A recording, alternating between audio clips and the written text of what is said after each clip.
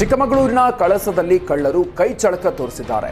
ಕಳಸದ ಮಾವಿನಕೆರೆ ಗ್ರಾಮದಲ್ಲಿ ಸಾಬಿತ್ ಅನ್ನೋರ ಮನೆಯಲ್ಲಿ 17,000 ಮೌಲ್ಯದ 9 ಮೂಟೆ ಅಡಿಕೆ, 40,000 ಮೌಲ್ಯದ ಚಿನ್ನ ಹಾಗೂ 5,000 ರೂಪಾಯಿ ಮೌಲ್ಯದ ಬೆಳ್ಳಿಯನ್ನ ಖದೀಮರು ಕಳ್ಳತನ ಮಾಡಿದ್ದಾರೆ.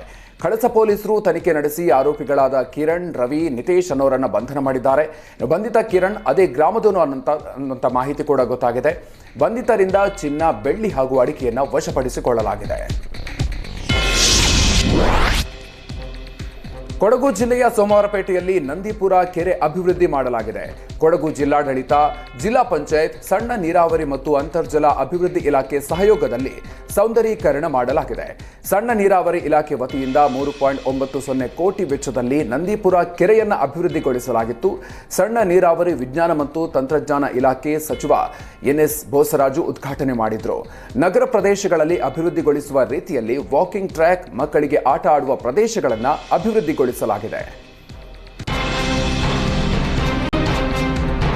ಸಿಎಂ ಸಿದ್ದರಾಮಯ್ಯ ಪಾಲಿಗೆ ಇವತ್ತು ಬಿಗ್ ಡೇ. ಮೂಡಾ ಪ್ರಕರಣ ಸಿಬಿಐಗೆ ಕೋರಿರುವ ಅರ್ಜಿ ವಿಚಾರಣೆ ಧಾರವಾಡ ಹೈಕೋರ್ಟ್ ಪೀಠದಲ್ಲಿ ನಡೆಯಲಿದೆ. ಲೋಕಾಯುಕ್ತ ಪೊಲೀಸರ ತನಿಖೆ ಅನುಮಾನಿಸಿ ದೂರುದಾರ ಸ್ನೇಹಮಯಿ ಕೃಷ್ಣ ಅರ್ಜಿಯನ್ನು ಸಲ್ಲಿಸಿದ್ರು. ಇದೀಗ ಇವತ್ತು ಲೋಕಾಯುಕ್ತ ಪೊಲೀಸರು ತನಿಖಾ ಪ್ರಗತಿ ವರದಿಯನ್ನು ಸಲ್ಲಿಸಲಿದ್ದಾರೆ.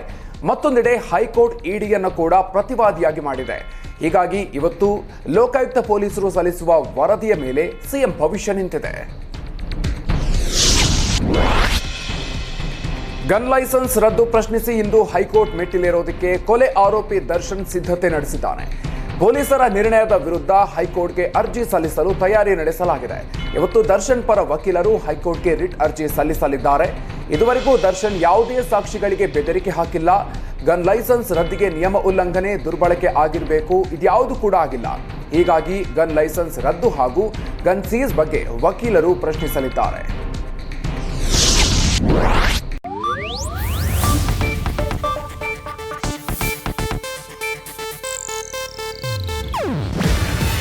ಇದು ಏಷ್ಯಾನೆಟ್ ನ್ಯೂಸ್ ನೆಟ್ವರ್ಕ್ ಪ್ರಸ್ತುತಿ. ನೀವು ನೋಡ್ತಿದ್ದೀರಾ ಏಷ್ಯಾನೆಟ್ ಸುವರ್ಣ ನ್ಯೂಸ್.